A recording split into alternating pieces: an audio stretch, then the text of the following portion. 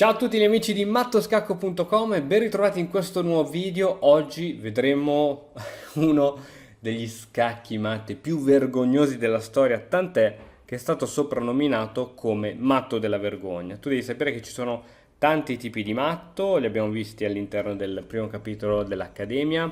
Ci sono il matto arabo di Anastasia, di Bode, il matto delle spalline, il matto dello specchio, il matto ci sono veramente di matto dell'imbecille, il matto del barbiere, eccetera, eccetera.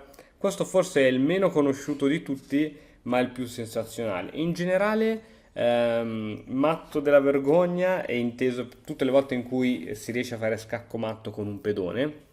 In questa partita che voglio esaminarti, non solo si farà scacco matto con un pedone, ma il re è ancora al centro, siamo in piena apertura. Tant'è che la partita finisce nel giro di 9 mosse, ovviamente grazie alla collaborazione del nero. E4, E5, cavallo F3, cavallo C6, alfiere C4, fin qui tutto normale, cavallo F6, anche qui tutto normale.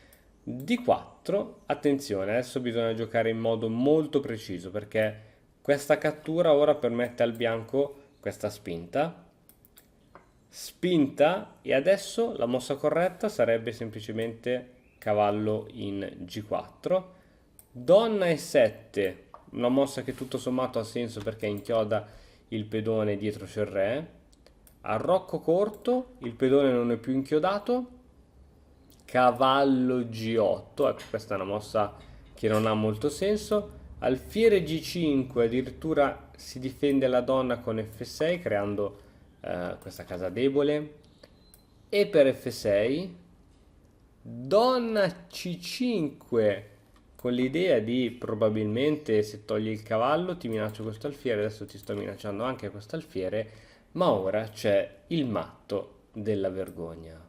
Ta da da da. E il re non può andare qui perché c'è l'alfiere scuro, qui c'è l'alfiere scuro, non può catturare quel pedone perché è sostenuto dall'alfiere, quindi è tutti gli effetti uno scacco matto fatto con un pedone.